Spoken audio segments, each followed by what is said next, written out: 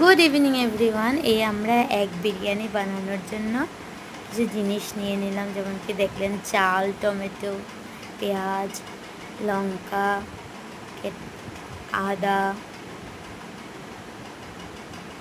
আদাকে কুচি কুচি করে কেটে তারপর আমাদের ডিমটাও সিদ্ধ হয়ে গেল।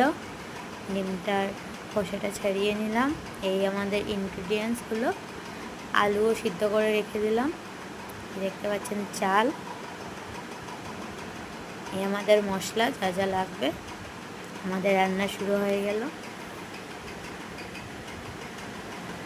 রসুন কুচি দিয়ে দিলাম। রসুন আদা দিয়ে ভালো করে ভেজে পেঁয়াজ দিলাম।